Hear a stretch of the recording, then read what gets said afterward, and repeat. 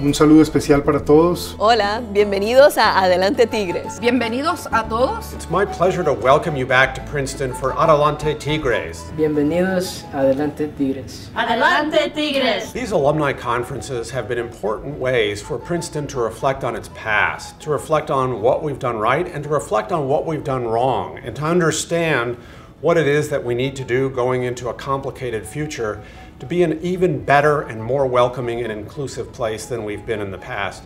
Those topics, of course, are especially important today. There's a lot of discussion in the world, important discussion taking place about issues around immigration, inclusivity, and equality. And one of the things that gets me excited about this conference is our opportunity to talk about those issues in terms that are personal and terms that are scholarly. And I look forward to joining you in those conversations. Coming to Princeton and being such a minority, because a minority is a woman, a minority is a person of color, a minority is a low-income person, was jarring and at the same time inspiring because I took the opportunity to learn a lot more about my own culture. We knew what our identity was. We were looking for access for ourselves, our culture and values. The group split into the, Acción Puerto Riqueña, and I believe it was the Chicano Caucus, and the Cuban organization. And somewhere along the line, I was elected to be the first president of Acción Puerto Riqueña. So, in terms of the goal, to institutionalize the Latino experience at Princeton. Include us, not ignore us, and not exclude us. And that's a function of analyzing who we are and where we are. And it was easy to get other like-minded students from Mexico, from LA, from New Mexico, to arrive at the same conclusion. We would pave the way and help others from similar backgrounds become aware of the opportunity, be encouraged to attend, and also be supported while they were here. I initially didn't have Princeton actually in my list because I thought it was somewhat unattainable. It all had to do with the guy who went to my high school a few years back who had come from Princeton as part of one of these college fairs. What brought me to Princeton were actually teachers. So when I was in the 7th grade, I had a history teacher whose name was Mr. Ledwikowski, and he was a Marine. And he said to me, you're a smart kid. You should think about going to a place like Princeton. I went and visited the campus, and I was thrilled by the community that I saw there. It was supportive, but was also engaged with the rest of the campus. And I just became enamored by what was available. And I received the brochure and the trifold pamphlet and fell in love with Princeton and what I read about it. So it was the only school I applied to other than the University of Texas at Austin, where I had a full scholarship for the honors program. I applied early, I got in, and then all of my friends and relatives, and parents and brothers and sisters said, well, that's great, but how are you going to pay for it? In my view, there was no other choice to go anywhere other than Princeton. Obviously, things worked out. The incredibly generous alums of Princeton University made it possible for me to get through the university. And it's true for my wife as well. My wife comes from a working class family, and the university and the alumni made it possible for her and for me to get through this incredible place. The Latino student organizations tended to serve as a real cohesive space, but it was not, like I said, an exclusive community. Most of us roomed with people who were not Hispanic. I was involved in other organizations as well. For example, I was a member of the Princeton equestrian team. I was part of the Russian club in my first few years. So we all did other things as well. It's a very tumultuous time in your life as you're trying to make out who you are and what you're going to do with the rest of it. For any student at Princeton, going to college, it's something you have to acclimate yourself to. And every student at Princeton, regardless of nationality or ethnic origin, has to make that adjustment. Students today, I'm sure, struggle too. But it's just part of being young and being 18, 19, 20 and feeling kind of alienated here, and I do feel like we were.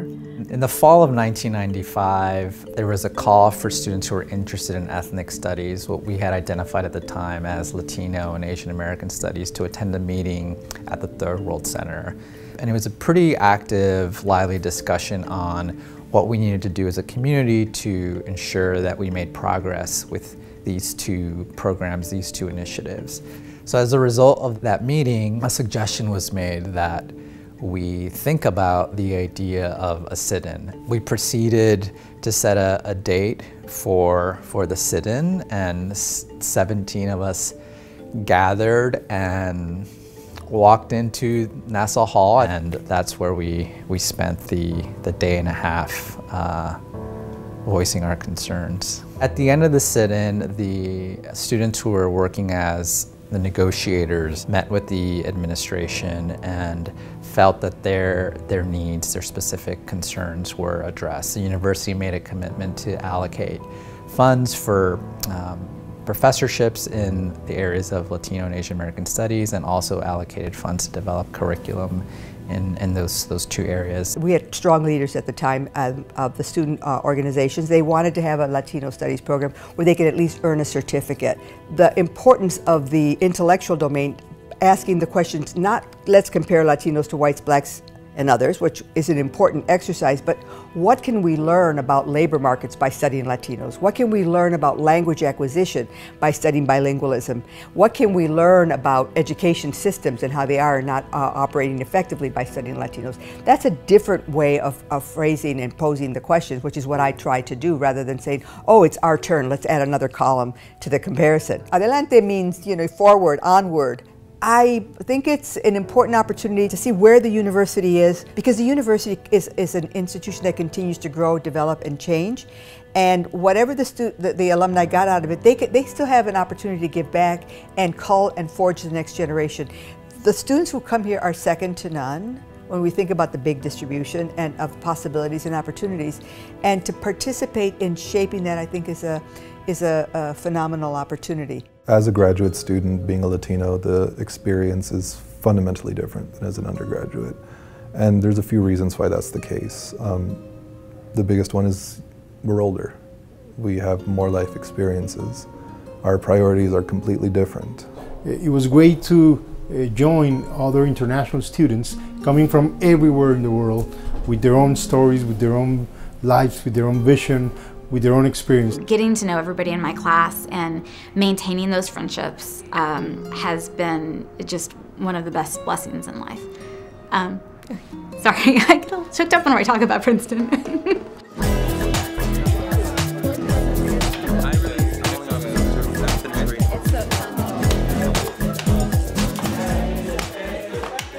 So Ballet Folklorico at Princeton, it's Mexican folk dance music, it's beautiful. Each state in Mexico has their own tradition of the music and the costumes. We went about starting the first urban Latin dance company on campus called Mas Flow Dance Company. And within 4 years, it became one of the biggest dance companies on this campus. We danced the traditional salsa, merengue, bachata, kizomba, samba, and we always encourage our members to take on a choreography. I brought with me today 2 pictures from graduation. My mom, my grandma in the middle, and my tia, then my uncle Raimundo and myself. And unfortunately, my uncle Raimundo passed away about 3 years ago, and everything I'm doing is to honor his memory, and also to, honor the 3 amazing women who raised me to who I am today. My parents migrated from El Salvador in the 80s during the Civil War, and it wasn't easy for them. And this is something that, when I wake up on a day-to-day basis, it's something I think about. It's like I have a ton of opportunities that they didn't, and so now I'm focused on making the most of them. I don't think I'll ever face as much adversity as they faced, And I mean, when I think about who I want to become in life, it's like I want to become them. I want to be able to overcome everything, no matter what life throws at me. You know, a lot of people had told my mom that she wasn't raising me right, that I was reading too many books and I had too many grandiose ideas. I lived too much to debate and to argue as opposed to actually going out and doing work with my hands. I feel as though I have that responsibility now to like go back and show the people that in my community, you know, that it's possible to do big things, to dream big.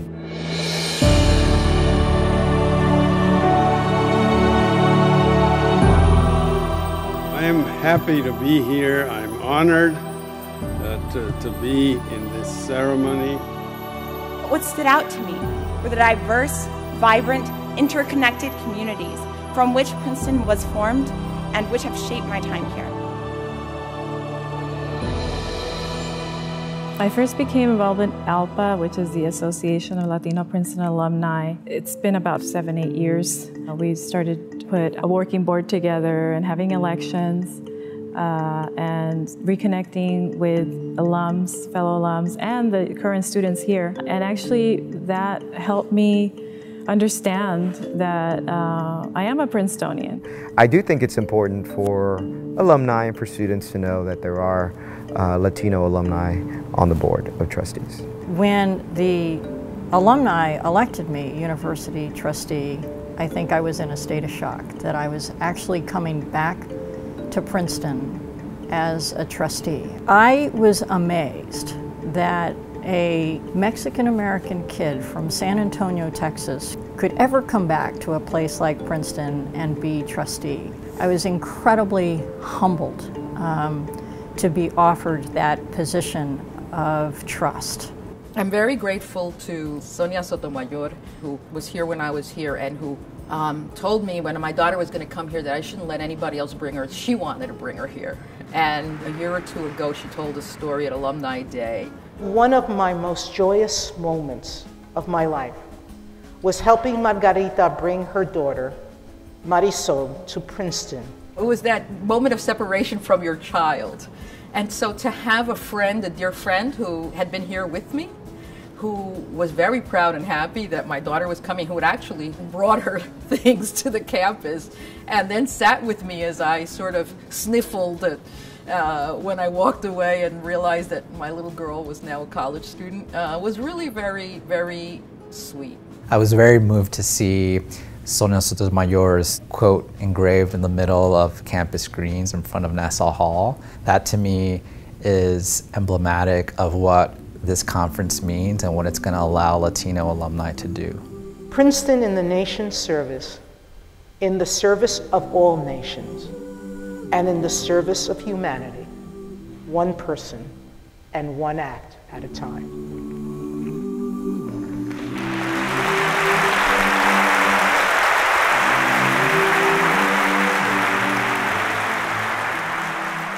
I've tremendously enjoyed the alumni conferences that we've had in the past, and I've been looking forward to this one all year long. I've already enjoyed the opportunity to talk to some of you about your experiences on the campus while you were here and what they meant to you. I really enjoyed talking to Charlie Hay when I was down in Puerto Rico last year, and he at the time gave me a copy of Bacalao, the newsletter that he and Sonia Sotomayor and others put out while they were on the campus. His stories about that time were tremendous, and it'll be wonderful over the course of the next few days to hear you talk about your time at Princeton and to hear about the tapestry of the Latino community as all of you move through Princeton and into your alumni careers. I look forward to talking to you. Welcome back to Princeton. Adelante, Tigres.